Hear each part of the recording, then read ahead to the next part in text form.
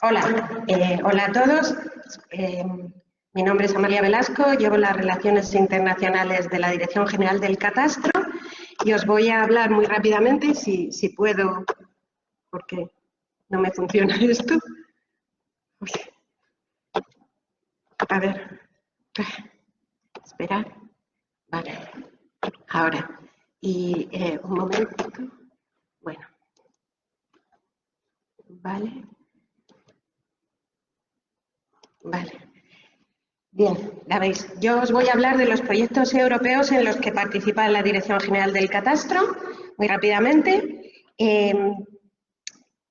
Como sabéis, existe una demanda creciente de datos catastrales armonizados a nivel internacional. Igual que a nivel nacional, en muchas de las ponencias hablan de los datos catastrales, lo mismo nos ocurre a nivel europeo, tanto para facilitar el mercado internacional de bienes inmuebles como para servir de base a muchas políticas europeas globales que actúan sobre el territorio, medioambientales, fiscales, de seguridad y de emergencia, geoestadísticas, muchas políticas.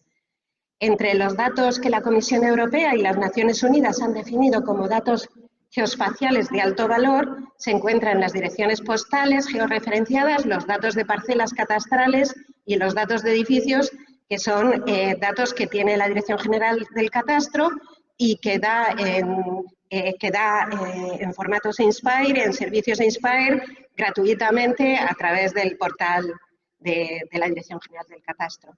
Como sabéis, también, y ya lo han ido diciendo, la Directiva de Datos Abiertos nos exige que los productores de conjuntos de datos, como somos el Catastro, conjuntos de datos de alto valor, los tengan disponibles, gratuitos, en formatos legibles por máquinas a través de APIs adecuados a los usuarios y que sean, y cuando sea relevante, en descargas masivas. O sea, todo eso nos obliga.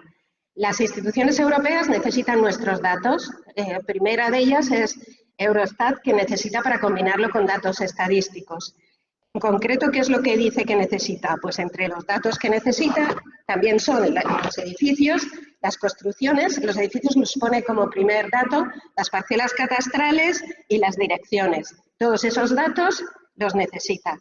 También la Agencia Europea de Medio Ambiente, para su servicio de emergencias y para su servicio de monitoreo, necesita los datos catastrales.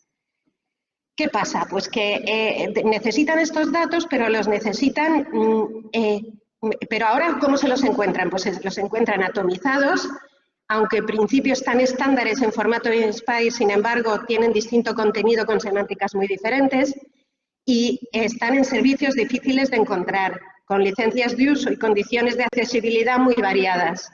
En definitiva, les es muy difícil disponer de estos datos oficiales de forma paneuropea como sería deseable. Además, cada país ha desarrollado un sistema catastral diferente y hay normas nacionales y procedimientos distintos que hacen muy difícil la creación de un catastro europeo. Pero a pesar de todos estos problemas de heterogeneidad, los datos catastrales europeos, las instituciones europeas trabajamos intentando dar pasos para crear este catastro europeo. Se necesita un esfuerzo grande y a través de grupos de trabajos y proyectos internacionales. Estos trabajos son generalmente subvencionados por la Comisión Europea en programas de fondos europeos y están liderados por la Organización Internacional Eurogeographic, de la que ayer ya os hablaron. Hay una serie de proyectos en los que no solo está el catastro, sino otros conjuntos de datos, que son proyectos para la creación de servicios de datos fundamentales paneuropeos con datos Inspire armonizados.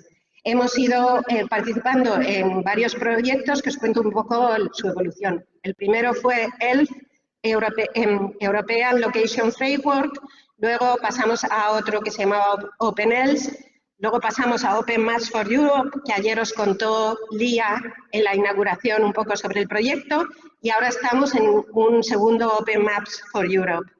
ELF fue el primer proyecto y él lo que hizo fue definir cómo tenía que ser todo esto. O sea, se hizo un gran trabajo de definición. Su objetivo era crear una infraestructura técnica, una plataforma que ofreciera a través de un único punto de acceso la información geográfica de referencia oficial de cada país de forma interoperable y transfronteriza. y quería hacer posible lo que se decía en la directiva INSPIRE, porque además de la directiva INSPIRE se necesita un paso más para definir los datos que se contienen y cómo representarlos, etcétera, etcétera. En principio se planteó un servicio de cascading, que estábamos todos muy contentos con él, y se definió una serie de productos. Uno de ellos fue el Cadastral Index Map, porque otras instituciones cadastrales decían que era diferente el decir un catastro europeo, que simplemente lo que dábamos era un Cadastral Index Map, con un matiz muy diferente, porque los datos cadastrales son mucho más completos y lo que ofrecíamos solo era un mapa de dónde estaban las parcelas. ¿Pero qué tenía este servicio? Pues combinaba parcelas cadastrales con edificios, con direcciones y con unidades administrativas. Y a través de un Get Feature Info se podía obtener la referencia catastral nacional y a través de esa referencia catastral se podía acceder a los datos de cada país. O sea, era una puerta de entrada. También había descargas de los conjuntos de datos a través. Este proyecto se terminó, como todos los proyectos europeos, se terminan y se olvida uno de los proyectos, porque es una pena, pero así se funciona en Europa. Se funciona a golpe de subvención, porque no hay una institución europea que se encargue de nosotros. Esto es así y ese es el problema. Entonces, después de este proyecto ELF, en el que teníamos todos puestos mucha ilusión, vino otro que se llamaba OpenELF, y que en este proyecto ya era un servicio. ¿Y qué se buscó en este proyecto? Pues que los datos fueran abiertos, que es lo que la Comisión quería que fueran, datos abiertos. Al final, ¿qué pasaba? Que solo 7 países ofrecían los datos cadastrales correctos y abiertos. Y lo que hicimos sí que fue ver las necesidades de los usuarios, estudiar, hacer estudios económicos de cuánto costaría todo este proceso y, sobre todo, preparamos nuestros metadatos para que estuvieran en los portales europeos de metadatos. Después, ¿qué es lo que pasó? Pues que el resultado de ELF y de OpenELF no fue el esperado. ¿Por qué? Pues porque Eurogeographic no tiene capacidad para mantener esa plataforma, es imposible, no hay suficientes datos disponibles, no existen datos en condiciones necesarias para su armonización y hay muchas restricciones al acceso en todos los catastros europeos y Eurogeographic no puede obligar a sus socios a dar todos esos datos. Pero no obstante, la Comisión sigue confiando en Eurogeographic porque es el único elemento que tiene para conseguir una armonización y un acceso común a todos los datos. Entonces, se crearon otros 2 proyectos que son Open Maps for Europe y ahora estamos en marcha con el Open Maps for Europe 2. En Open Maps se cambió un poco el contexto, los datos tenían que ser gratuitos, tenían que ser accesos más simples y reducir los costes de integración porque el servicio de cascading era imposible de mantener. Esto ya es una realidad, ya está el portal en marcha, Open Maps for Europe, que no solo pone los productos tradicionales que tenía el Eurogeographic, sino que llega a más detalle y llega hasta los datos cadastrales. En el Cadastral Index Map, ¿qué queríamos hacer? Pues crear una nueva cadena de suministro organizada por un subcontratista, porque Eurogeographic no puede, crear un proceso técnico que se pueda ampliar, consolidar y estandarizar y dar un estilo a los datos, crear metadatos para todos los estándares de metadatos que hay, hospedar y mantener el servicio y crear una interface de usuarios y crear opciones de descarga de los datos. Dificultades, pues que la actualización y el tamaño de los conjuntos de datos de catastro es muy grande, que no están disponibles todos los datos y que la capacidad de Eurogeographic es limitada para gestionar el servicio. De todo esto se seleccionaron solamente 7 países, o sea, han podido ser solo 7 países porque tienen los datos abiertos, los metadatos eran disponibles y correctos y tenían AutoFits correctos para poderse utilizar. Ahora ya hay un prototipo, pero el prototipo al final solo tiene 4 países, España, Países Bajos, Polonia y República Checa, y la Comisión Europea ha mostrado muchísimo interés por estos datos, pero solo tenemos 4, que son estos 4. Si entráis en el portal, veis cómo queda el mapa de Europa y cuáles son los datos que se ven. Por supuesto, los datos cadastrales españoles son un ejemplo a seguir, como ayer dijo Lea. Y esto es lo que se ve sobre cada parcela, que como veis es muy sencillo. Ahora entramos en otro proyecto también subvencionado, porque este proyecto Open Maps for Europe se termina en diciembre y empezamos en un segundo Open Maps for Europe que quiere incorporar más datos, crear nuevas funcionalidades y poner todos los datos que se pueda en este portal a través de descargas API y se licenciarán a través de una licencia de datos abiertos. Ahora mismo los que estamos en el proyecto es el Instituto Geográfico de Bélgica, el de Francia, el Catastro de Grecia, el Catastro de Francia, de Países Bajos y el Catastro Español, y dura hasta el 25. Vale, mantener, lo que se está buscando ahora es mantener de nuevo un proceso de producción para el mapa catastral, actualizar los conjuntos de datos de países existentes cada 6 meses, mejorar el proceso de producción del mapa catastral, aumentar la cobertura, aumentar la armonización de datos y promover que los miembros de Eurogeographic y los de Europa vean interesante este proyecto. Lo que verdaderamente nos interesa es que se pueda acceder, como se planificó en el primer proyecto, a la URL del link con la referencia catastral para que se puedan acceder a los datos de cada país. O sea, es una puerta a los datos de todos los países. Paralelamente a los proyectos de armonización liderados por Eurogeographic, la Dirección General del Catastro participa en otros proyectos que buscan la colaboración con otros catastros europeos en la creación de servicios digitales útiles para las instituciones y los ciudadanos. Estamos en un proyecto, entre otros, que se llama GEO3, que quiere explorar las plataformas geoespaciales nacionales existentes y desarrollar un ecosistema basado en una nube de servicios que integren dinámicamente conjuntos de datos como estadísticos, meteorológicos, etcétera, con datos geoespaciales, en concreto con los edificios del catastro en 3D, y simplificar el análisis y la visualización de datos, y ofrecer mejores servicios para los ciudadanos. Como veis, nosotros somos los únicos que estamos del sur, son Finlandia y Noruega del norte, Holanda y nosotros, además de desarrolladores, OGC y otras instituciones que están en el proyecto. Se han buscado usos muy interesantes para demostrar estas utilidades y a nosotros nos afectan especialmente dos: el potencial de energía solar de los edificios y la eficiencia energética de los edificios. Y estamos en esos dos proyectos. ¿Qué es lo que estamos haciendo? Pues combinando datos muy variados, meteorológicos, estadísticos y de todo, con muchos datos que podemos ofrecer desde los catastros. Muchos datos que ahora veréis. Este proyecto ya tiene una plataforma, veis ahí la dirección y podéis entrar y se ven los edificios, se construyen los edificios 3D de todos estos países de distinta forma. Por ejemplo, los de España se hacen sobre la marcha utilizando alturas de edificios en un modelo de superficie y los de Finlandia, por ejemplo, se hacen con el modelo de la superficie digital, o sea, son distintos métodos. Y lo importante para el proyecto para España es que nos puede ayudar mucho porque tiene una serie de herramientas que nos van a ayudar al catastro español a generar APIs desde Web Feature Service, a ofrecer los metadatos para APIs,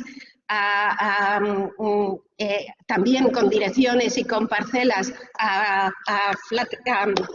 aplanar los formatos de Inspire y ofrecerlos en JSON, o sea, muchas herramientas que a nosotros nos viene muy bien. Hay muchísimas herramientas, por ejemplo, transforma servicios de Inspire en 3D en el estándar 3D CityZone, o sea, tiene muchas herramientas. Y a nosotros también nos ha servido mucho porque lo que hemos visto es que es necesario que en el catastro figure la certificación energética que tienen las comunidades autónomas y estamos en el proceso de integrarlo también para la valoración. El origen fue producirlo para este proyecto, pero también es para la valoración. Y lo que yo considero que es más interesante es que vamos a poder ofrecer, combinados con datos meteorológicos, otros datos catastrales que van a permitir estimar la eficiencia energética de los edificios, como la tipología, como una serie de datos que tienen otros catastros que, combinado con todos los datos meteorológicos, nos van a poder permitir conseguir esta eficiencia. Conclusiones, Agustín. ¿Para qué le sirve a la Dirección General del Catastro participar en estos proyectos europeos? Pues preparar nuestra organización para adaptarnos a la normativa europea y global con el menor coste y esfuerzo, obtener financiación, promocionarnos y dar a conocer la labor de la Dirección General del Catastro, que ya, como os digo, es muy bueno, ya os lo dijeron ayer en Eurogeographic comparado con otros países, y sobre todo, y es lo que me mueve a mí por lo menos, es avanzar en los servicios paneuropeos que permitan a las instituciones europeas y a los ciudadanos en general utilizar los numerosos datos que tenemos en el catastro para múltiples usos que favorezcan el desarrollo económico y la vida de los ciudadanos. ¿Vale? Muchas gracias.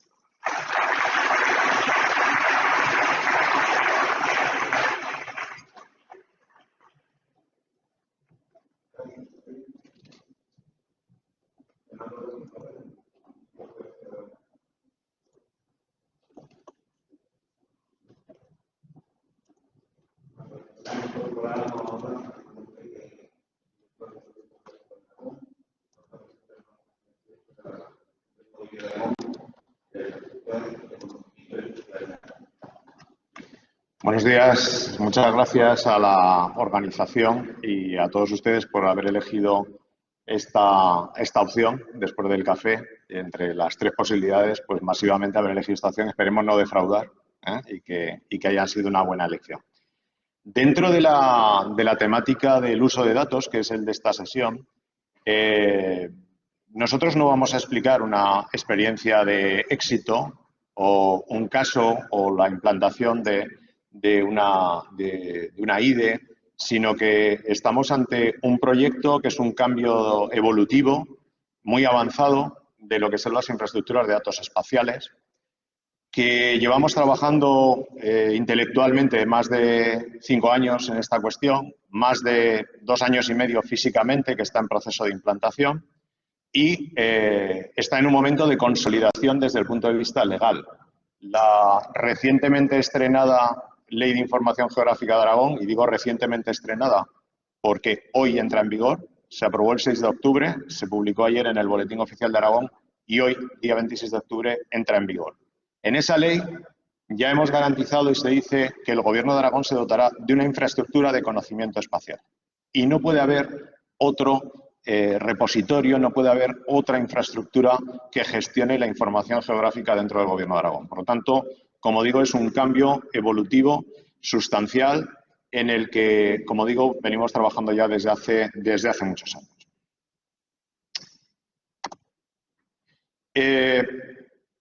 Es evidente para nosotros y es un salto más adelante que esto que hace 30 años y que todavía hay gente que sigue utilizando lo de las nuevas tecnologías, ya no son nuevas, ya algunas son muy antiguas, pero pongo esta imagen de transformación de esos meandros del río Mississippi en transformación ya de una imagen de sensores remotos, en esa evolución de las cartografías tradicionales de hoy, para significar un poco que nuestra forma de pensar es que desde el punto de vista de las técnicas y de lo tecnológico, la producción del dato, la producción cartográfica está más que consolidada. Es evidente que los avances tecnológicos nos permitirán otras formas de representación y otras formas de acumulación y de producción del dato.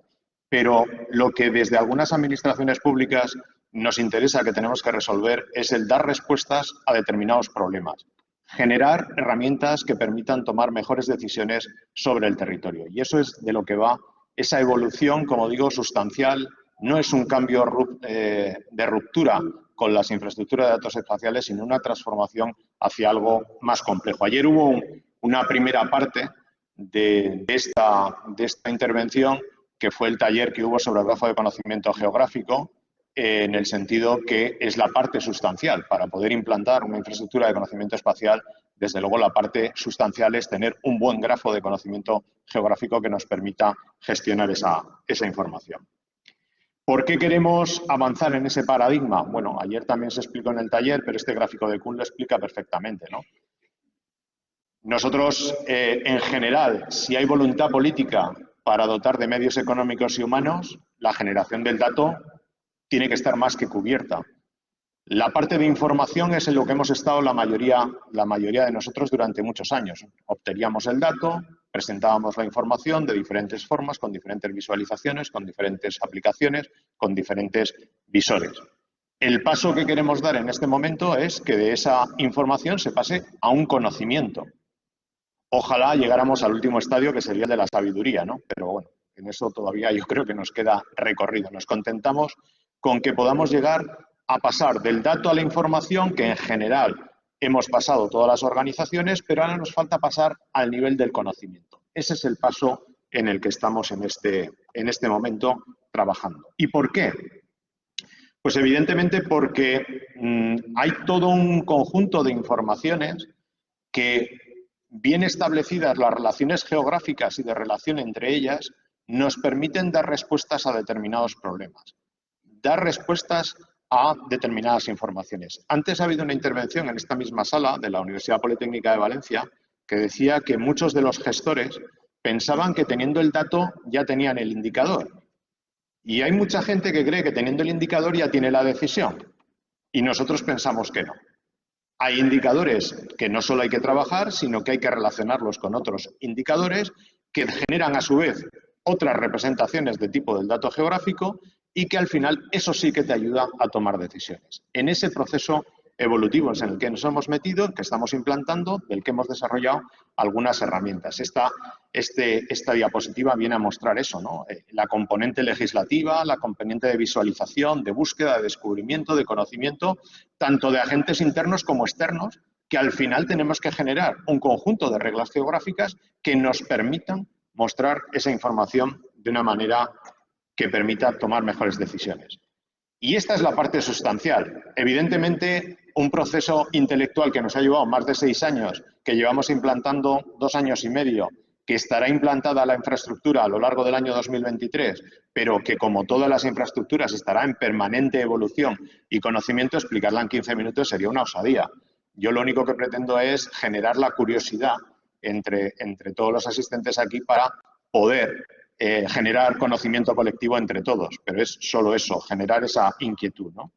El grafo de conocimiento a través de esas tecnologías son las que ayer se explicaron en el taller y se pudo trabajar prácticamente por algunos de los asistentes, en la que necesitamos tener y hemos tenido desde la forma más peregrina, que fue coger una gran sábana doble A0 que pusimos encima del planero más grande que tenemos en el instituto, y ahí hemos empezado a mano, cada uno que pasaba, cada vez que se le ocurría y pasaba por delante del planero, iba apuntando relaciones de los diferentes conjuntos de datos, hasta generar esa gran sábana que luego, evidentemente, hemos trabajado y hemos ido completando informáticamente. Ese grafo seguirá creciendo y seguirán estableciéndose nuevas reglas. Y además el sistema irá aprendiendo de sí mismo y nos permitirá ir generando aplicaciones mejores que ayuden, como digo, al que es el objetivo en este momento, por lo menos del Instituto Geográfico de Aragón, dentro de la Administración, que es ayudar a los tomadores de decisiones a que tomen mejores decisiones. No solo a mostrar la información de una manera más o menos atractiva.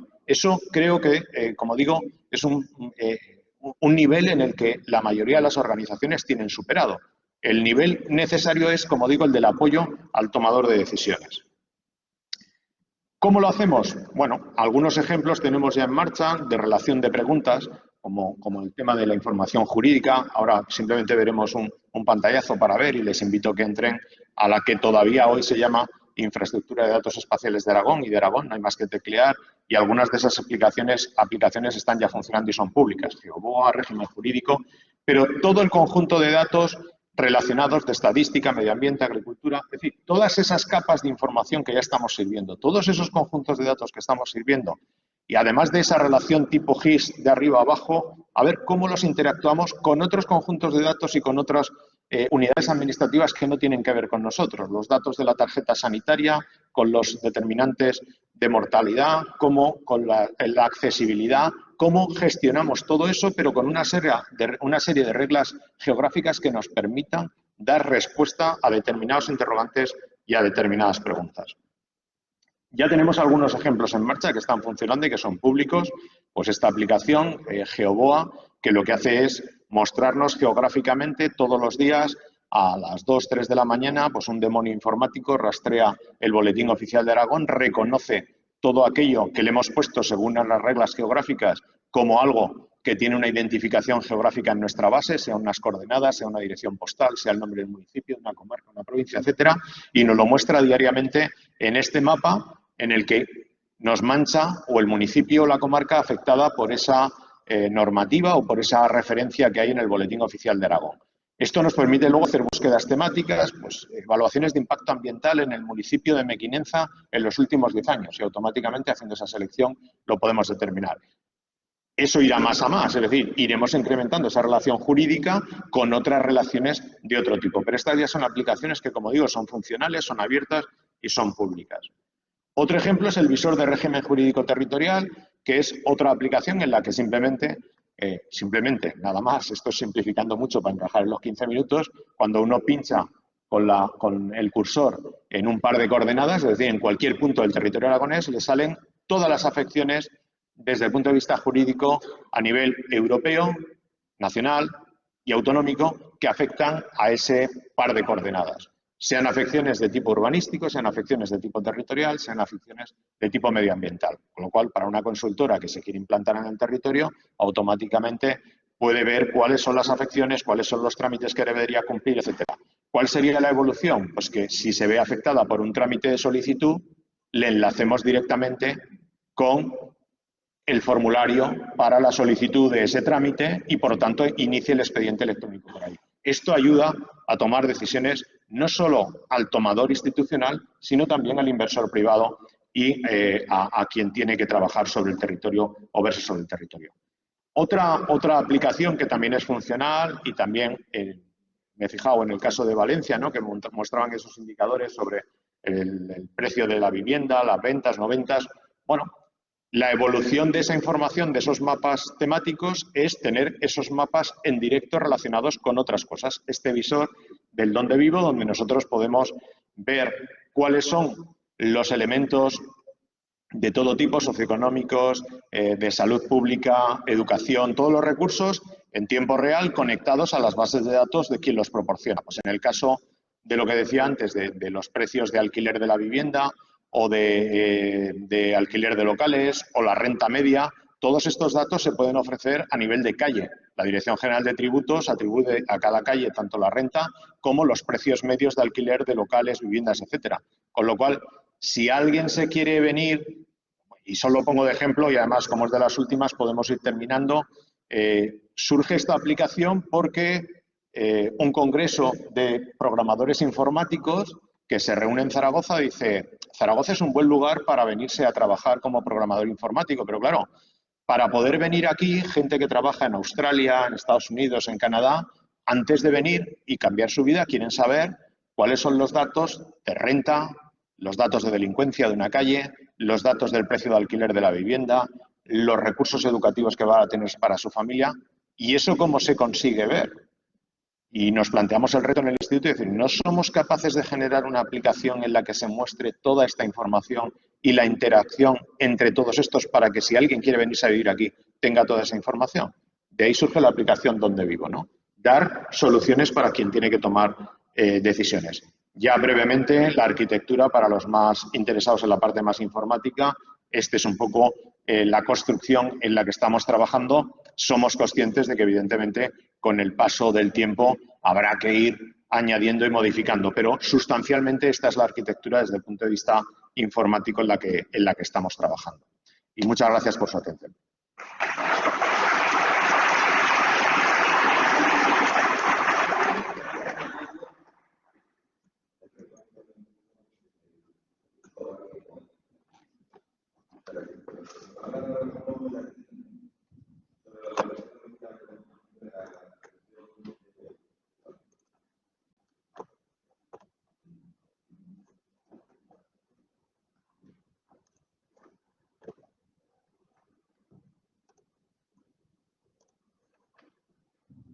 Buenos días.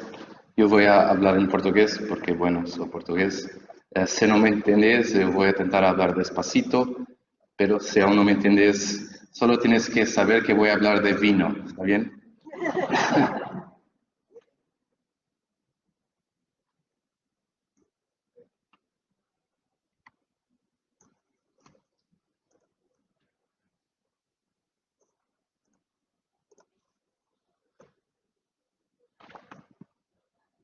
Eu venho apresentar a plataforma digital do conhecimento da região demarcada do Douro. Esta plataforma tem como objetivo recolher e disponibilizar de forma pública e online os dados relativos os dados que são recolhidos relativamente à colheita, à produção e à comercialização de vinho na região demarcada do Douro. Antes de passarmos à plataforma propriamente dita, eu queria fazer apenas um enquadramento geográfico da região. Tenho certeza que muitos de vocês, se não todos, já estão familiarizados com a região demarcada do Douro. No entanto, é importante referir, por exemplo, que esta é a região demarcada mais antiga do mundo, desde 1756, e é daqui que vêm os vinhos conhecidos, tal como as denominações de origem do Douro ou o conhecidíssimo vinho do Porto. Esta região situa-se no nordeste português, ali junto à fronteira com a Espanha, é cruzada pelo rio Douro, ou Duero, como se diz em espanhol, e divide-se em 3 sub-regiões, que são o Douro Superior, o Baixo Corgo e o Cima Corgo. Em termos de alguns dados mais específicos, a região demarcada do Douro, em 2019, tinha cerca de 44 mil hectares de vinha disponíveis, 18 mil viticultores a trabalhar na área, tinha, por ano, em média, são produzidos mais de 100 milhões de litros de vinho, só para terem uma pequena noção da quantidade de vinho que é produzido nesta área, e, em termos de volume de negócios, em 2020 foram feitas vendas no valor de 570 milhões de euros. Vou demonstrar aqui um pequeno vídeo só para perceberem a beleza da região.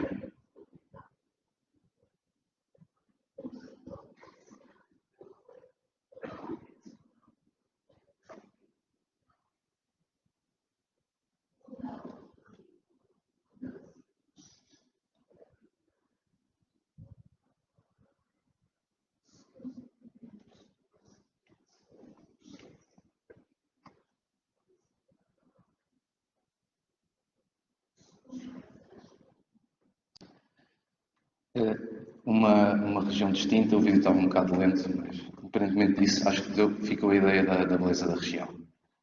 Relativamente ao fluxo de informação, ao fluxo de processo e, consequentemente, ao fluxo de dados que advém do processo da produção de vinho na região demarcada do Douro.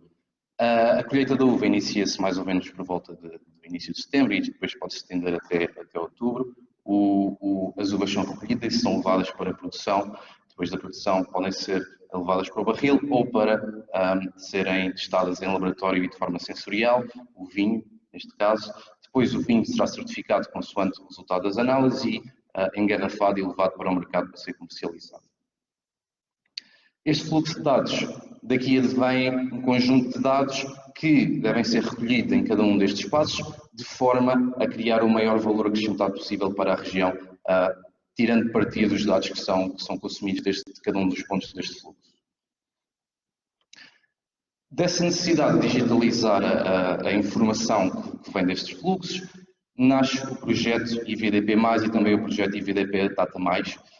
Estes projetos unem o Instituto de Vinhos do Douro e do Porto, que é a entidade, no fundo, que gere aquele fluxo de processos que vimos há pouco, e a Nova Information Management School, na qual eu sou docente, e que é a Faculdade de Ciências de Dados da Universidade Nova de Lisboa. O objetivo passa por digitalizar então aqueles processos que tínhamos visto há pouco e, no fundo, acaba por ser sumarizado no diagrama que podemos ver em baixo daqueles bullet points. Basicamente, o objetivo passa por recolher a informação acerca dos diferentes pontos que são produzidos durante o fluxo, a informação daqueles dados, tanto do volume de uvas que é colhido, o volume de litros produzidos e também o volume de negócio, entre outras coisas. Conjugar com estes dados também dados exteriores, dados de informação de satélite, como por exemplo índices vegetativos, dados de informação do solo e dados de estações climáticas também. Todos estes dados devem ser conjugados e integrados numa plataforma que permita depois analisá-los de forma descritiva, preditiva e prescritiva, e tanto a análise como os dados, o objetivo final é conseguir disponibilizá-los então na plataforma, que é a plataforma digital do conhecimento que vamos ver em segundos, e disponibilizá-las lá de forma a criar uma comunidade e disponibilizá-las de forma aberta para que toda a gente consiga acedê-la e possamos capacitar as pessoas que trabalham na área e também possamos apoiar a tomada de decisão de quem é responsável por gerir todo o processo de produção de vinho. Nós vamos focar-nos, a partir de agora, na plataforma digital do conhecimento. Basicamente, é um website, esta é a página de entrada, ele depois divide-se em 4 verticais principais: a descrição da região, a descrição desde a uva até ao vinho, que inclui a colheita, o trânsito da uva e a produção, depois do vinho à garrafa, que tem a ver com os processos de certificação, e depois da garrafa até ao copo, que tem a ver com a parte da comercialização. Para cada um destes verticais, depois há diferentes tópicos e foram desenvolvidos modelos descritivos, no fundo dashboards, que demonstram de forma simplificada, mas também dinâmica, o fluxo de dados que existem em cada um destes diferentes tópicos que eu vou apresentar agora. Para conhecer a região, no fundo, a grande base aqui tem a ver com a descrição através de mapas, por exemplo, mapas que mostrem índices bioclimáticos ou mapas da fisiografia do terreno, mas também alguns dados, tais como aqueles que eu falei no início desta apresentação, do número de viticultores, dos hectares de vinha, etc. Depois, ao nível da colheita, que já entra no vertical da uva ao vinho. Para demonstrar um pouco os dados que são apresentados neste tópico, eu trouxe um vídeo de um dos dashboards que nós desenvolvemos, a exemplificar o que é possível fazer com esta informação.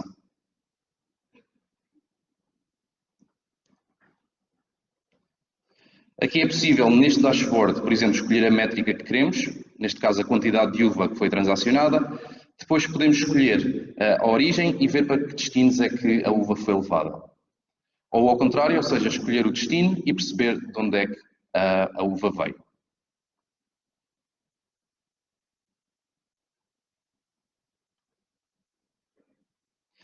Em relação à produção, também trouxe aqui um conjunto de dashboards que foram desenvolvidos, incluídos na plataforma. Neste caso, mostra os grandes números. É possível, por exemplo, filtrar pelo sítio onde a uva foi produzida, perceber a diferença em termos de produto obtido, suporte, sedor, perceber as entidades envolvidas, perceber o tipo de produção, se foi comprada ou se é própria, a cor do produto e a eficiência. No que toca à eficiência, isto não são dados base, ou seja, foi informação que nós desenvolvemos em cima dos dados base que tínhamos disponíveis. Eu trouxe aqui o dashboard em relação à produção. Basicamente, a eficiência tem a ver com os litros por vinificador. Vinificador sendo a pessoa que produz ou que cria o vinho numa certa freguesia, os litros por vinificador dão-nos uma ideia da eficiência que existe naquela freguesia para produzir vinho com menos recursos. Ou seja, freguesias que tenham capacidade de produzir muito vinho com poucos vinificadores, basicamente têm uma alta eficiência e o contrário leva a baixa eficiência. Depois podemos filtrar isto por ano e também por freguesia. Relativamente à certificação, e aqui já é numa fase que vai do vinho até à garrafa, ou seja, os produtos antes de serem engarrafados têm que ser feitas análises tanto laboratoriais como sensoriais, e elas são diferentes para o vinho do Douro e para o vinho do Porto, porque existem diferentes atributos a ser testados. Neste caso, eu trouxe um exemplo de um dashboard que está incluído na plataforma, em que o vinho do Porto é testado na parte sensorial. Podemos ver o número de processos que foram feitos, neste caso entre 2000 e 2020. Podemos ver a percentagem de processos que foram aprovados ou reprovados, e depois este mapa em baixo, que está a ser agora, estamos a interagir com ele, basicamente ele permite-nos escolher, por exemplo, um produto, neste caso vinho tinto, escolher um parâmetro que foi testado na análise sensorial, escolher qual é que foi o resultado dessa análise, por exemplo, se foi aprovado ou reprovado, e perceber quais é que foram os fatores do parâmetro que contribuíram para que ele tenha sido reprovado ou aprovado. Okay? O objetivo aqui é tentar perceber estes padrões para que, por exemplo, olhando para um produto e para as suas características, consigamos prever se ele vai ser ou não reprovado ou aprovado com mais certeza. Relativamente à parte dos mercados, aqui o objetivo é olhar um pouco para o mercado externo, porque essa é a informação sobretudo que temos, olhar e perceber para onde é que o produto, o vinho produzido na região do Mercado do Douro, é vendido. Neste caso, a informação que temos disponível é sobre o país, para onde foi vendido, e também o ano em que foi vendido. E, portanto, podemos fazer uma análise um pouco mais simples, em que basicamente filtramos um país, neste caso, por exemplo, Angola, e tentamos perceber qual é que é a evolução anual, ou neste caso podemos pesquisar por Espanha e perceber a evolução dos valores de venda. Neste caso, por exemplo, a venda de vinho na região do mercado de Douro com a Espanha está sempre anualmente entre os valores entre os 4 e 6 milhões de euros de volume de negócios.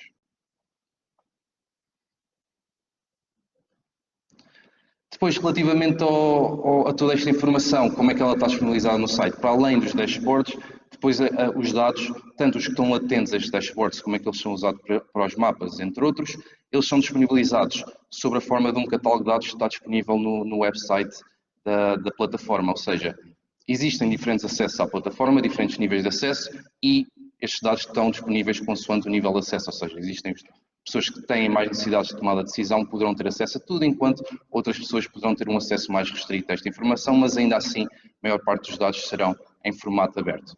A plataforma ainda está disponível só com um login, mas muito brevemente estará disponível de forma aberta para que toda a gente possa ver e eventualmente também aqui vocês poderão aceder a essa plataforma ou outros investigadores que queiram tirar proveito dos dados que estão disponíveis para criar valor para a região de mercado do Douro. Bueno, muchas gracias.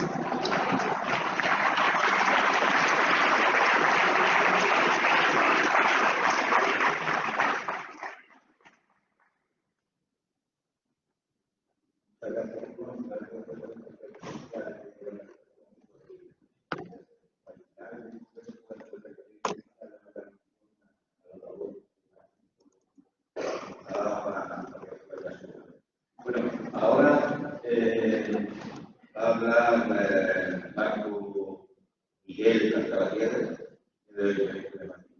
Creo que se hace una comunicación sobre la caída del medio digital, porque tienen información precisa de lo que Bueno, buenos días a todos. Agradecer tanto a la organización, al moderador, a todos los asistentes, tanto los que están en streaming como presencialmente. El título de la calle al gemelo digital versa sobre el estado, el arte, el estado actual de la cartografía en el Ayuntamiento de Madrid en un momento especialmente singular, como vamos a poder ver a continuación.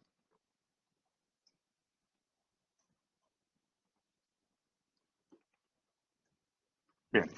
En primer lugar, os voy a poner antecedentes. Vamos a ver un poco el proceso evolutivo de nuestra producción cartográfica. Vamos a ver la situación actual, el estado actual y también las estrategias que vamos a seguir en este periodo 2022-2024. Bueno, vamos a ver una evolución, el pasado, con una serie de hitos. En el 1929 ya tenemos nuestro primer plano parcelario. En el 1995 es un hito importante en nuestro proceso de producción cartográfica. Tenemos los primeros DGN por hojas, nuestra primera cartografía digital en escala 1000, que es nuestra escala de referencia también actualmente, y comenzamos la actualización trienal por restitución de los vuelos fotogramétricos. El proceso 2016, 2021, 2022, la actualización cartográfica ya incorpora otros elementos, nuevas fuentes de datos como el mobile mapping, vectorizamos los túneles, incorporamos proyectos de fin de obra y levantamientos topográficos, esto sí en un modelo de datos agrupado, reducido. En el 2022 ya estos levantamientos topográficos están totalmente integrados en nuestra cartografía, pero también generamos un modelado 3D que os voy a contar posteriormente, que va a ir integrado en nuestro gemelo digital, en nuestro visor de gemelo digital, y exploramos otras vías de captura de datos que vamos a ir incorporando en este periodo de transición que tenemos hasta el 2024. Estamos intentando incorporar la actualización cartográfica a partir de vuelos bajos, vuelos en helicóptero, dron. Incorporamos también la inteligencia artificial a partir de las imágenes de teledetección, cambios urbanos, que nos proporcionan los cambios urbanos. Y continuamos con el desarrollo de esa fase del visor del gemelo digital y exploramos la incorporación también de modelados BIM, tanto en edificación como en vía. Bueno, todo ello no es posible sin una serie de vuelos. En el 1975 tenemos vuelos a partir del 1975 tenemos vuelos sistemáticos de todo el término municipal. En el 2013 nos incorporamos como primer ayuntamiento de España en el proyecto PENOA 10. Empezamos a generar las ortofotos verdaderas, que seguimos teniéndolas en la actualidad. En el 2019, volamos cada 3 años. En el 2019, como nuevo hito, incorporamos el vuelo oblicuo, seguimos generando ortofotos verdaderas y vamos a volar cada año conjuntamente con la Comunidad de Madrid. Bueno, vamos a ver un rápido repaso. Este es nuestro primer DGN, nuestras primeras hojas de la cartografía digital en el 1995. Como otro hito está el 2007, que ya incorporamos exportaciones, incorporamos productos GIS, el Shapefile. Y el presente con la cartografía actualizada y los levantamientos topográficos y esos datos de mobile mapping incorporados. La actualización de los túneles, en este caso, es lo que hemos explorado con esta técnica de captura de datos. Bueno, os he puesto un poco un antecedente y vamos a ver ahora un poco el leitmotiv de esta presentación y de este proyecto, que no es más que la actualización dinámica de la cartografía. No sé si se me oye bien aquí o me alejo un poco. Bueno, ¿qué vamos a hacer? La representación cartográfica de la ciudad queremos que sea más detallada, más actualizada, en el menor tiempo posible.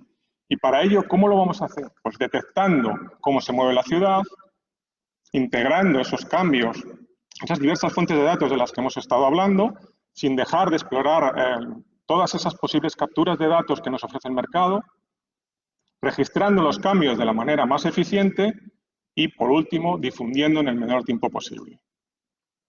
Bueno, tenemos que afrontar un reto que, como entenderéis, por lo que os voy a contar posteriormente, supone un desafío técnico y organizativo de gran calado para nuestra organización. Nosotros veníamos actualizando trienalmente, cada 3 años, la cartografía, y vamos a pasar a actualizarla en el 2023, y me atrevería a decir que a finales de 2022 tendremos esta primera actualización cuatrimestralmente, en primavera, en verano y en otoño. Como entenderéis, supone un reto para nosotros generar todos esos productos de los que os voy a hablar posteriormente. ¿Cómo lo vamos a hacer? Combinando una estrategia colaborativa y autónoma, con una colaboración institucional. Nosotros pertenecemos al área de gobierno de desarrollo urbano. Todos los agentes, bueno, la Ciudad de Madrid, que para que sepáis, cuenta con unos 600 kilómetros cuadrados e intervienen múltiples agentes, tanto públicos como privados. Esos agentes modifican, como entenderéis, el territorio, ¿vale? Y tenemos que estar al tanto de esas modificaciones y por ello necesitamos de esta colaboración institucional. Tenemos que romper con los departamentos estancos de las distintas áreas, tenemos que comunicarnos más entre nosotros. La Administración, el Ayuntamiento de Madrid es muy grande, tenemos muchas áreas de gobierno. Para ello, ¿cómo lo vamos a hacer? Bueno, dentro de nuestra propia área de gobierno de desarrollo, el área de gobierno de desarrollo urbano, el área de gobierno de desarrollo urbano modifica la ciudad a través del planeamiento, a través de proyectos como el proyecto estrella de esta legislatura, el Bosque Metropolitano, no sé si habréis oído hablar de él. Pero también tenemos que contar con otras áreas de gobierno, como la de medio ambiente, que modifica el territorio, interviene el territorio en las zonas verdes, en parques y jardines. El área de gobierno de obras y equipamiento, que también modifica el territorio en lo referente a la actuación en vía pública, en lo referente a los proyectos de urbanización. Las juntas de distrito, que también da licencias de residenciales. El área de la agencia de actividades, las ECUs. Voy a hacer una referencia también a la nueva ordenanza de licencias del Ayuntamiento de Madrid, en lo que a los levantamientos topográficos se refiere, que es tan importante para nosotros, nos da las especificaciones del modelo de datos. Nosotros hemos incorporado nuestro modelo de datos ampliado de la cartografía para que todos los levantamientos topográficos que haya en el Ayuntamiento de Madrid vengan con ese modelo de datos que tenemos en nuestra cartografía y se basen en ese modelo de datos. Hasta ahora eso no ocurría. Entonces, esta ordenanza nos da capacidad para ello. Pero aparte de forma colaborativa, también de forma autónoma. Siempre vamos a tener el método tradicional, ese barrido de los vuelos fotogramétricos. A partir de ahora lo haremos cada año, ¿vale? Generaremos los productos, la orto verdadera, modelo digital del suelo, modelado 3D, etc. Pero también incorporaremos, aparte de los métodos de captura de datos que os he contado, los levantamientos topográficos y el mapeo móvil, incorporaremos otras fuentes, como puede ser los vuelos a baja altura, que haré referencia en un rato, y los mapas de cambios, la inteligencia artificial, que nos detecta dónde están esos cambios en la ciudad. Bueno, ahora os voy a hablar del proceso productivo. Una vez detectado, hay que integrar esos cambios, hay que integrar en nuestra escala de referencia. Todas esas fuentes de captura de datos es nuestra materia prima para la cartografía 1000. Pero antes de integrar debemos de controlar la calidad. Un control de calidad es deficiente de esos datos, sobre los atributos, sobre las geometrías, sobre las altimetrías, sobre el propio modelo de datos, sobre la tipología de esas geometrías. Posteriormente, después del control, viene el registro de esos cambios. ¿Cómo actuamos normalmente? Bueno, en primer lugar, lo incorporamos en una base de datos corporativa, nuestros recursos de red interno, para el uso de los técnicos municipales. Una vez que se ha incorporado, actualizamos esos mapas base en diferentes formatos OGC, como ya sabemos, WMS, WFS, servicios REST, tanto con el cacheado tradicional como con los teselados vectoriales. Mapas base en color, en grises, distintos sistemas de referencia, N389, NVGS84, WebMercator. Y en paralelo, generamos descargas en formatos tradicionales, CAD-GIS, alguno un poco más novedoso, aunque ya sabido, GeoJSON, TopoJSON, etcétera, pero también en formatos imprimibles tradicionales, los PDFs, para el uso del ciudadano. Bueno, todos estos cambios se traducen en nuestros visores web. Hemos visto algunos de nuestros visores en alguna de las ponencias, pero también en las aplicaciones que tenemos, aplicaciones de callejero, aplicaciones como, por ejemplo, podemos ver una de planeamiento, que es la que tenemos en la imagen, que es de una base de datos municipal, respecto a los edificios protegidos. Del mismo modo, actualizamos los mapas generales a escalas de generalización a partir de la 1000, a escalas 15000, 120.000, el manzanero municipal, este que podemos ver aquí, que es un mapa de grandes áreas, que teníamos necesidad de generarlo y que también actualizaremos. Bueno, os voy a contar un poco, voy a pasar rápidamente por los productos y servicios tradicionales de los que disponemos. Tenemos, bueno, como todos podemos saber, bueno, Orto Verdadera, MDS, MDT, 5 minutos. La nube de puntos, pero me voy a detener en dos. Por un lado, los vuelos bajos. Por otro lado, el modelado 3D. Estamos ahora mismo en la fase de integrar las actualizaciones que nos provienen de proyectos pilotos que estamos desarrollando con vuelos bajos. Por un lado, vuelos de helicóptero a 1,5 centímetros de gran resolución, como vamos a poner en las imágenes, y de vuelos dron. Ese proceso que nos proporciona tener una actualización a mayor escala, las escalas propias de un inventario urbano, escala 500, escala 1.250. Ahora mismo no lo tenemos actualizado en la cartografía, lo tenemos como servicios de mapas disponibles y descargables, pero estamos en ese proceso de actualizar a partir de vuelos bajos. Como podemos ver, son imágenes de gran resolución, está la ortofoto. Bueno, el proyecto en cuestión que estáis viendo es el proyecto de remodelación del entorno de la Plaza de España en Madrid. ¿Vale? Y como podemos ver, bueno, las imágenes, con estas imágenes, la restitución de estas imágenes nos va a proporcionar una cartografía de mayor detalle, de mucho más detalle. Generamos servicios de mapas con elementos propios del inventario urbano, farolas, registros de alcantarillado, registros de luz, etcétera, etcétera. Y vuelos de dron. Vuelos de dron, hemos hecho en este proyecto piloto 3 vuelos de dron, sobre todo en 3 edificios, bueno, la Plaza Felipe II con el Within Center, el Mercado de la Cebada y la Real Basílica de San Francisco, también a 1,5 centímetros. ¿Vale? Como podéis visualizar. Y por último voy a hablar del visor del gemelo digital. No me voy a extender mucho. ¿Qué pretendemos con el visor del gemelo digital? Es un modelado 3D el modelado 3D que tenemos lo pretendemos integrar en el gemelo digital. Este modelado 3D se va a actualizar cuatrimestralmente conjuntamente con la cartografía. Se genera a partir de una capa de cumbreras. La texturización que tenemos es a partir de las fotos oblicuas. Y es un modelo 3D consistente con la cartografía, realista. Bueno, los objetivos principales de este visor del gemelo digital, visualizar datos tanto en 2 dimensiones como en 3 dimensiones, la medición de distancias, alturas, superficies de fachadas, conectividad con los distintos servicios web del geoportal del Ayuntamiento de Madrid, que todos conoceréis, y disponer de este modelo 3D, de la cartografía, que nos proporciona una gran precisión geométrica. Es lo que buscamos, tener una gran precisión geométrica, que la cartografía 3D esté compactada con nuestra cartografía tradicional. Eso es lo que buscamos con esta actualización que estamos haciendo y con esta generación del modelo. A ver qué me pasa.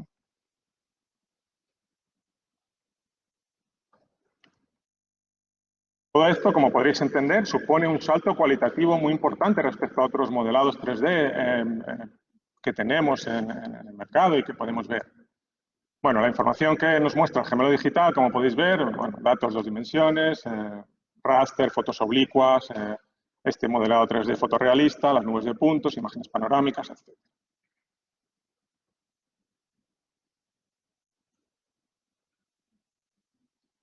Por último, la difusión. Hemos tenido una sesión previamente, no me voy a extender mucho sobre la difusión en nuestro ayuntamiento. Bueno, la difusión ha tomado un papel muy importante, como creo que sabéis muchos de vosotros. Gracias al equipo de comunicación, tenemos nuestro geoportal como principal elemento de difusión de la información, tanto interna como externamente.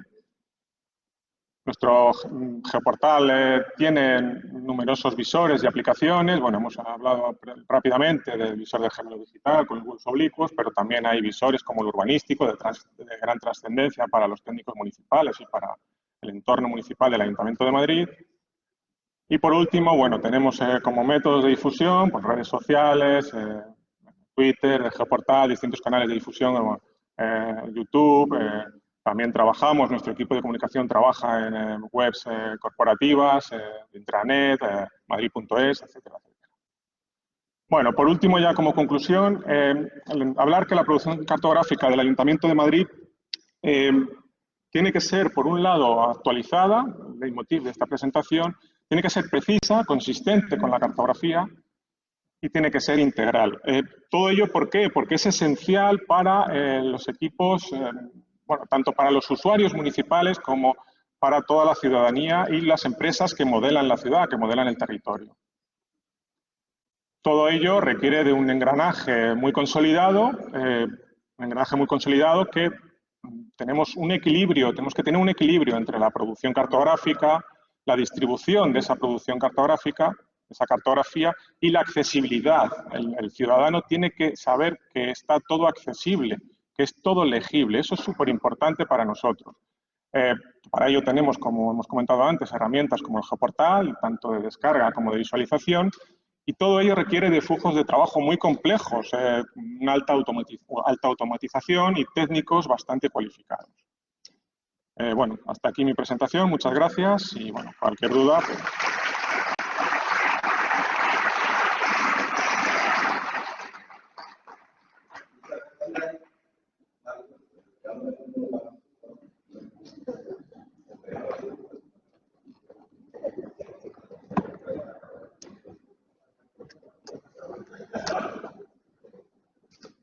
Bueno, ya para acabar esta sesión, ya se comentaba que la gran reserva que trae en este link estaba organizado con el valor productivo. Para que quieran.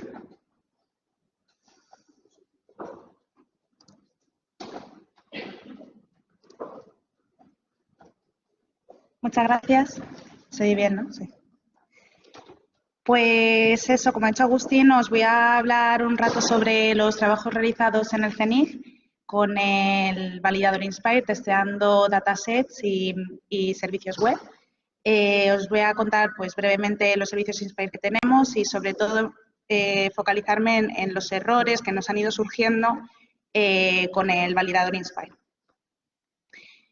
Vale, en primer lugar, como introducción, pues quería mostraros la evolución de la publicación de la información geográfica.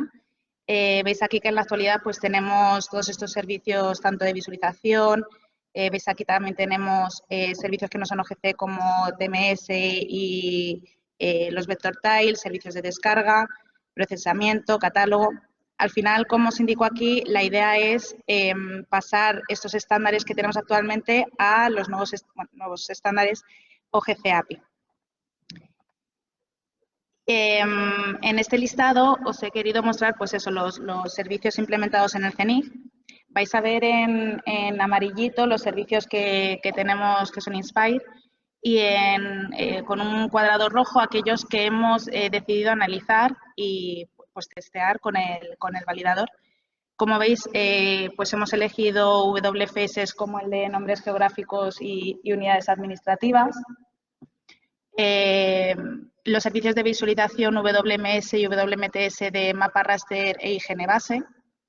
WFS de redes de transporte e hidrografía. Del MDT todos los servicios que tenemos, tanto de visualización como de descarga. WMS y WMTS del PNOA. WFS de ocupación del suelo. WFS del MDS. Y WFS de direcciones, ¿vale? Estos son los servicios que hemos escogido. ¿Qué tecnologías hemos empleado para estos servicios? Pues es en función del tipo de dato, ¿vale? Respecto a los servicios de visualización, utilizamos GeoServer y MapServer. Utilizamos GeoWeb Cache para los servicios teselados, que es un módulo integrado en GeoServer. Por otro lado, usamos Degree para los WFS. También tenemos un servicio, el de redes geodésicas, que utilizamos GeoServer.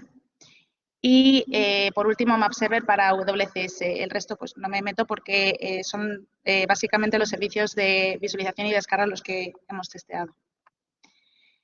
¿Y por qué hemos elegido esos servicios? Os he querido mostrar en esta gráfica el número de peticiones, ¿no? La demanda que tienen estos servicios. Básicamente, mapa raster, PNOA y Genebase son los más demandados y, bueno, en esta gráfica os he separado los WFS porque comparado con los de visualización, pues, tienen menos peticiones. Vale. Y pasamos al análisis de servicios y datos. ¿Cómo hemos hecho esto? La metodología empleada, pues, básicamente, en función de si son datasets o servicios, hemos usado GMLs en el caso de los datasets y los capabilities con la URL original del servicio para testear los servicios. Entonces, esto funciona básicamente, es un proceso iterativo a base de prueba y error. Metes o los datasets o el servicio en el validador, lo testea, te da unos resultados y en función de eso, es muy raro que te salga todo verde al principio, y en función de esos resultados, pues, solucionas el problema y se vuelve a meter en el validador y así hasta que pues esté todo check. Como os digo, hemos usado el validador Inspire con el objetivo de pues, comprobar la validez de estos datasets y servicios con respecto a los reglamentos y guías técnicas pertinentes. Para los datos hemos usado, obviamente, las especificaciones de datos Inspire y para los servicios el propio validador ya incluye el Team Engine de OGC, pero para algunos servicios hemos usado esta herramienta de manera independiente para que nos muestre información extra de los errores. Vale, pues paso a contaros los errores más comunes que nos han ido surgiendo, en este caso, en los conjuntos de datos espaciales. Los datasets que hemos usado son de unidades administrativas, hidrografía, nombres geográficos, ocupación del suelo, transporte y cartociudad.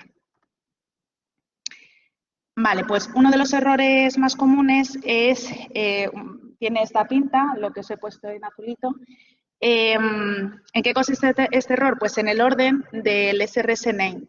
Esto se modifica en el fichero de mapeo. Ya os digo que trabajamos con los WFS, se hacen con Degree. Pues este dataset, o sea, básicamente lo que indica este error es que existen diferentes maneras de definir el sistema de coordenadas y Inspire lo que te dice es que pongas en primer lugar el que va con HTTP, ¿vale? Entonces, os he puesto un ejemplo ahí a la derecha de las diferentes maneras de definir el sistema de coordenadas. Luego también surgen bastantes errores con los atributos, pues la falta de atributos en el GML, esto se modifica o bien en la base de datos, el fichero de mapeo también. Por ejemplo, en este caso el ejemplo que os he puesto es falta el atributo de pronunciation y pues básicamente se mete en el fichero de mapeo. Otro ejemplo es la eliminación de atributos del GML, igual en el fichero de mapeo. El orden de los atributos también arroja un error de este tipo, ¿vale? Obviamente tiene que seguir el esquema XML. Entonces, pues, eso arroja un error, obviamente. O atributos repetidos, que como veis, hay veces que el validador es muy genérico y te puedes dar cabezazos contra la pared que dices, ¿por qué? Y otras veces pues es bastante detallado, ¿no? Entonces, pues en estos casos en los que te dice, te arroja problemas de esquemas y demás, es básicamente por estos motivos, ¿no? Otro error puede ser la razón del voidable, ¿vale? Es un error más o menos como este. Pues eso, hay que darle un motivo para un elemento que es voidable. Esto se modifica en el fichero de mapeo. Hay veces que puede ocurrir que exista un atributo en los que hay registros que sí tienen valor, otros que no. Entonces, para esos que no, hay que darle una razón. El tipo de dato link, vale, pues igual en el fichero de mapeo, el tipo de dato pues arroja otro error, pues si es otro tipo de dato que no es un link, pues está mal. Geometrías inválidas, esto se modifica en la base de datos, es uno de los errores, como se ha puesto aquí en el caso del SIOS, pues te indica pues que la geometría del feature no es una geometría válida. Y bueno, con estos errores estamos lidiando un poquito más. Corregir errores de la base de datos, pues como son tonterías, pero pues espacios en blanco o modificación del valor, como os digo, pues si has puesto un valor que no sea el link, pues te va a arrojar esos errores. Y bueno, de esos 6 datasets que os he puesto antes, el resultado obtenido es algo parecido a esto. Hemos validado correctamente, lo que veis en amarillo son warnings, pero se considera OK. Y bueno, unidades administrativas y nombres geográficos veis que está todo bien.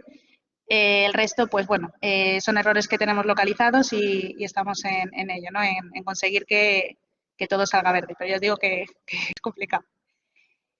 Vale, y pasamos a los servicios. Hemos analizado los servicios que os he comentado antes, que son altamente demandados. Errores comunes de los servicios, al validar los servicios. Pues el nombre de las capas, esto parece una tontería, pero puede haber estos errores como que la capa se llame según dice Inspire que se tenga que llamar, ¿no? Esto se cambia en el fichero de capacidades y bueno, a la vez, una vez cuando se cambia el nombre de la capa, también tienes que modificar los estilos, ¿no? Entonces ya te metes pues en el fichero de configuración del servicio. Un ejemplo reciente es el MDT nos salía, el WMS nos salía todo OK, perfecto, y de repente nos saltaba un error de que la capa, el grid coverage pasó a llamarse el elevation grid coverage. Entonces, pues, otro error común es el orden de las etiquetas, ¿vale? Pues pasa lo mismo que con los atributos en el GML. En este caso también se cambian el capabilities. El error indica que el extended capabilities tiene que estar dentro del operations metadata y no fuera. La falta de parámetros obligatorios en la petición. Esto, perdón, esto no se cambia en el capabilities, esto está mal.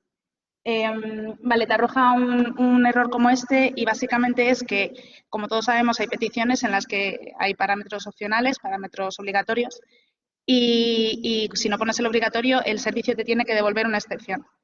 Esto, cuando los servicios están creados con GeoServer, GeoServer no permite o no posibilita esa opción o por lo menos nosotros no lo hemos encontrado, de crear esa excepción.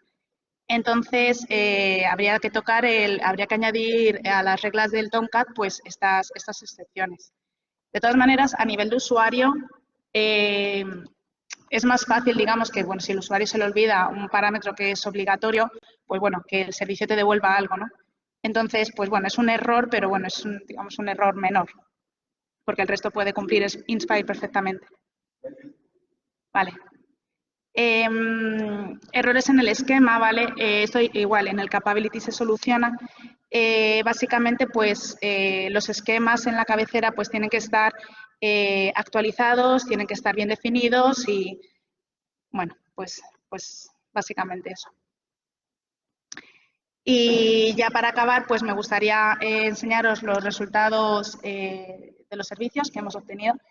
Afortunadamente para los WCS todo está check, todo es precioso.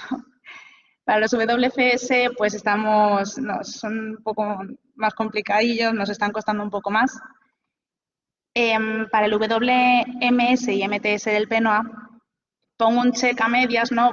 Está validada a medias por lo que os digo, al final es un servicio que me valida todo, salvo lo que os he contado de los parámetros obligatorios que, bueno, no sé hasta qué punto a nivel de usuario es más fácil, bueno, pues que si no metes un parámetro obligatorio, pues...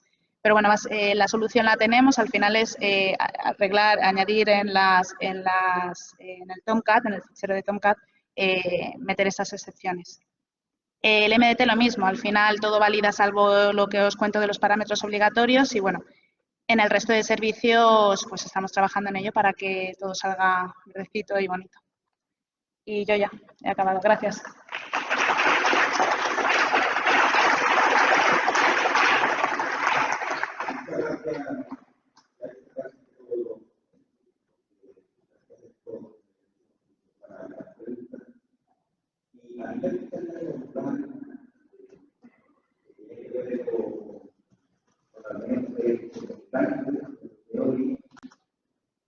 No sé si lo que voy a preguntar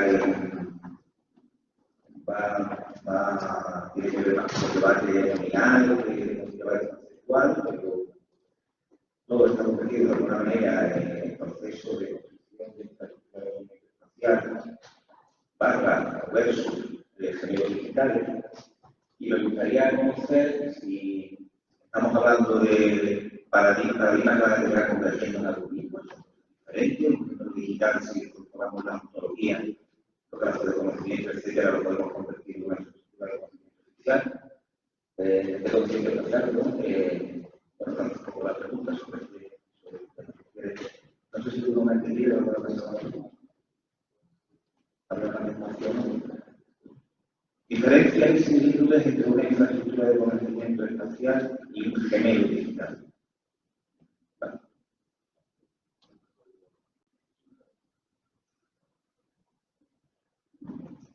Ya salió. Yo voy a intentar hablar en español, pero no sé si consigo. Las diferencias entre la infraestructura típica, yo pienso que son sobre todo en la tecnología que está latente a las dos, porque los gemelos digitales generalmente son relacionados con la realidad aumentada, así que es como una transformación de los típicas infraestructuras biográficas, pero mapeando un modelo 3D que puede ser visto desde en primera persona, por ejemplo, unas gafas de realidad aumentada o realidad virtual, y ves el modelo del teléfono ahí. Y puedes también ponerlo muchas veces en tiempo real, o sea, dados son ligados a la infraestructura de las gafas con el software que usan, y puedes interagir con el modelo que es la gemelo digital. Es como dice que todo el terreno, toda la ciudad, lo que sea, está representada en este modelo. Puedes ver estados que son en cada una de las camadas que son representadas en un modelo. Para mí, a día de hoy no son dos cosas distintas. Yo creo que todo el mundo está hablando de ejemplo digital y se utiliza con mucha ligereza, con mucha solvencia, como si fuera algo evolutivo muy distinto, y creo que conceptualmente a día de hoy, respecto a la infraestructura de conocimiento espacial, hay una diferencia sustancial desde el punto de vista filosófico, ¿no? Que es la capacidad de la integración de un grafo de conocimiento con todas sus reglas de relaciones. Eso, a día de hoy, los gemelos digitales conceptualmente no lo hacen porque no lo tienen que hacer. Tal y como lo veo yo, es una óptica totalmente personal.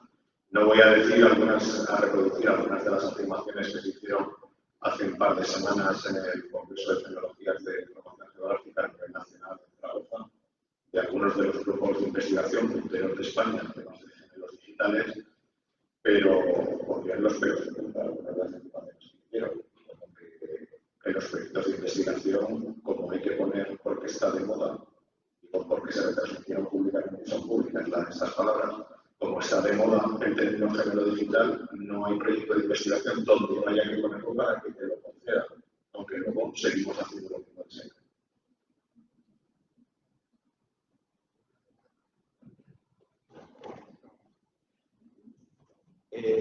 ¿Hay alguna pregunta entre los intervinientes?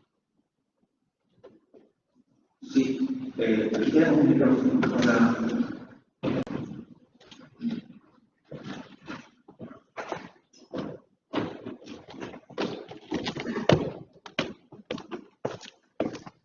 Voy a cambiar cosas, no te tardes.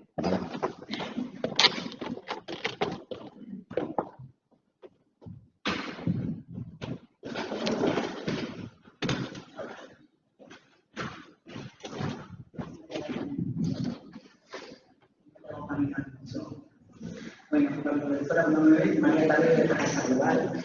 Tengo una pregunta para ti, para Marco Miguel, Ayuntamiento. Has estado comentando, yo no voy a entrar en motivado 3D, y demás, me ha gustado más el hecho de que hablaras de una cuatrimestral.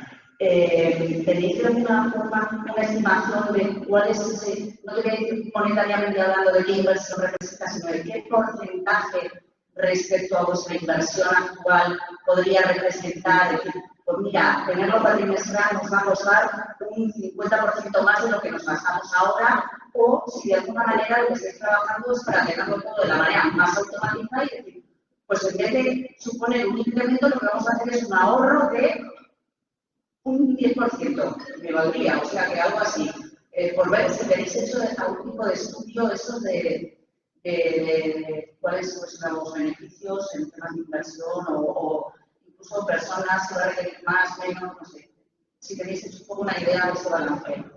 Bueno, es una pregunta un poco compleja ahora mismo, porque estamos en ese proceso. En principio no tenemos hecho un estudio, sí que se podría valorar y responder por correo, que supone, porque bueno, la actualización cuatrimestral, en principio lo vamos a hacer dentro de un proyecto en este periodo 2022-2024, contrato que tenemos, somos productores de la cartografía.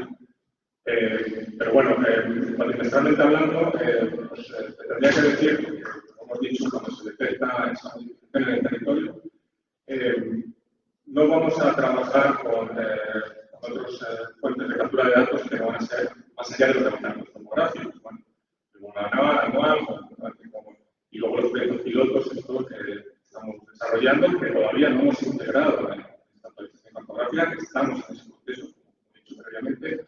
Entonces, bueno, sería ese coste sobre el contrato total de donde detectamos esos cambios y esas modificaciones para actualizarlo con ese nuevo tomográfico.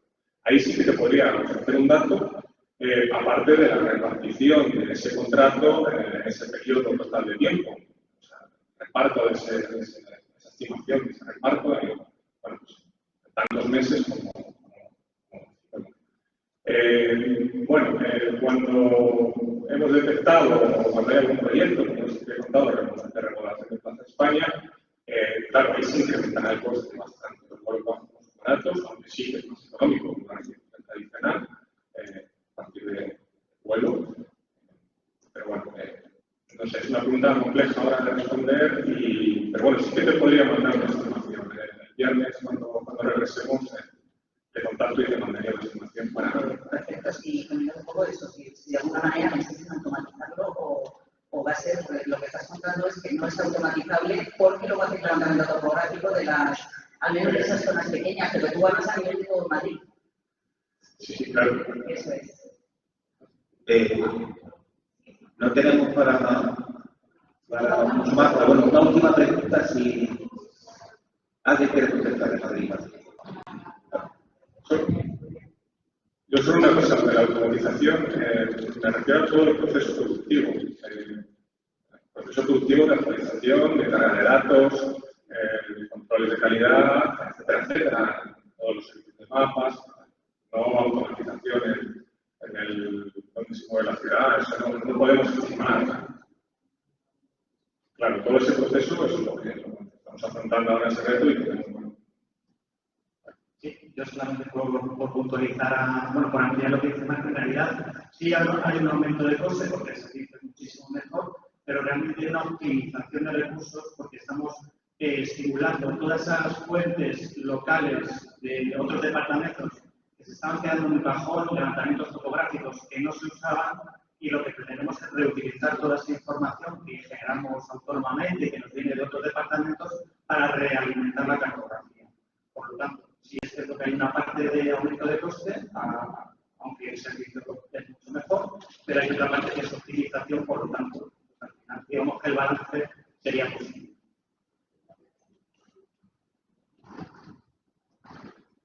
Bueno, hay una última pregunta de una ponente y como está empezada, a ver, yo le quiero preguntar a Bruno si utilizan el catastro para todo lo que tú preparas.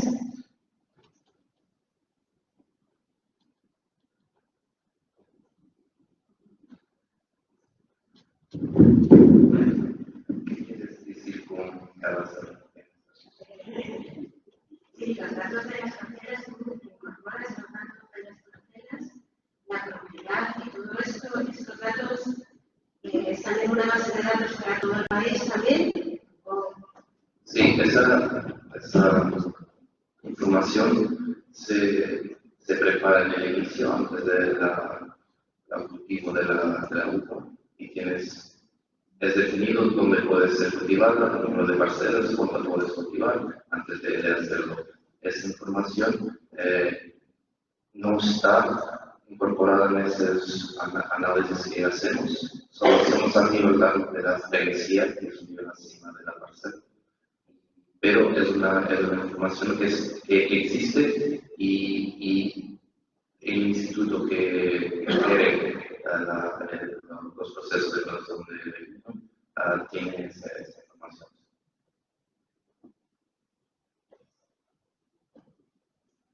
Muy bien. Pues muchas gracias a los ponentes por sus presentaciones y gracias a la Escuela de Organización y a todos los presentes por su presencia.